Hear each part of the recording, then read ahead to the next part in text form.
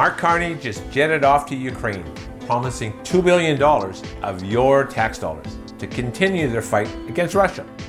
Whatever side you stand on is not really the issue.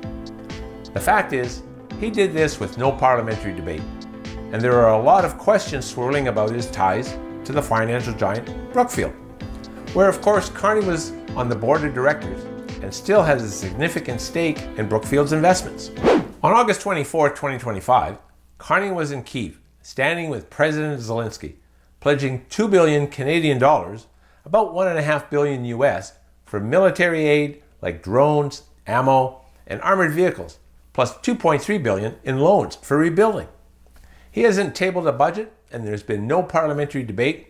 So my question is, how is it possible that he is just tossing these billions of dollars around? Did Mark Carney seriously just give $2 billion to Ukraine after we had already given them $20 billion? Meanwhile, food bank use is at a record high. People are having a nearly impossible time to find a family doctor. Over 70,000 Canadians have died waiting for imaging or surgery. Our economy is being decimated by tariffs. And this is what he thinks is the best use of our money? To give it to another country when ours is falling apart? Does this seem normal to you? The bigger question might be, where is that money actually going? Reports say $800 million is for urgent defense equipment, drones, ammo, vehicles. Another $680 million goes to NATO's Ukraine wish list, stuff like US-sourced munitions. The rest? It's murky. But here's where it gets a little weirder. Just a week before Carney's trip, on August 18th, President Trump hosted a big White House meeting on Ukraine peace talks.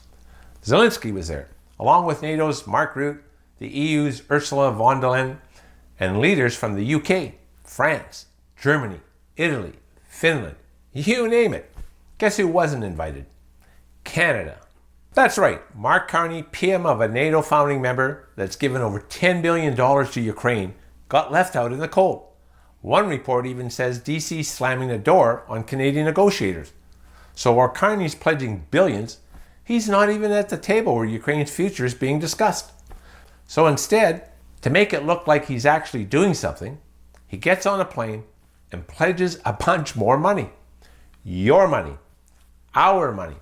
I'm sure that 25% of the Canadian population that's currently using food banks to survive would love to know that billions of dollars are going to support a cause that may or may not be just. And we haven't begun talking about conflict of interest. Before being elected this year, Carney was a heavy hitter at Brookfield Asset Management, running their $10 billion global transition fund for net zero projects. He also held shares in over 560 companies through a managed account. Big money, big connections.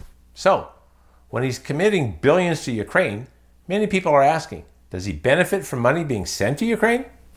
His assets are supposedly in a blind trust. Those assets should be publicly disclosed within 120 days, which means you'll campaign in a coming federal election, most likely within the next 120 days, and are serving as Prime Minister now, with Canadians not being aware of what potential conflicts of interest you sought to avoid. What possible conflict would you have, Stephanie? Stephanie, I'm complying with the rules. I'm complying with the rules in advance. Point final. Are you saying you are not open to any conflict of interest?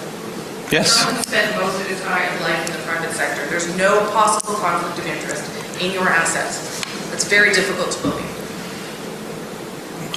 Look inside yourself, Rosemary. I mean, you start from a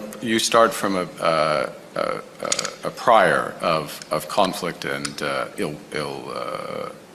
will. Okay, that was before the election. Everything's all good. You know, don't talk about it. You guys are all crazy to even bring this up. Post-election. Show the screenshot. Oh, there it is. 103 companies. Yeah. Brookfield's a global player in infrastructure, perfectly positioned for Ukraine's rebuilding projects. Treasure Island, like that $2.3 billion loan Canada's offering. And get this, Carney might still be entitled to huge bonuses from Brookfield's funds. If our tax dollars boost those projects, could his trust cash in? Now, I want to be clear about this. I'm not saying Carney's directly pocketing your money. There's no proof of that yet. But the Ethics Commissioner's disclosure on his assets, a 15-page list of shares, including Brookfield, with no clear value or details on those bonuses.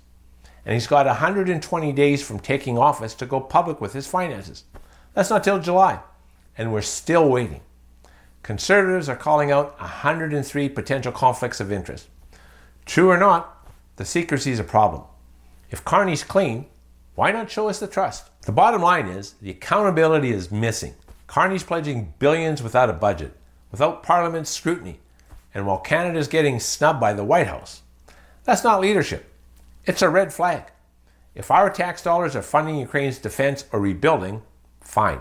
But we need to know where every cent goes and that it's not padding the portfolios of firms like Brookfield.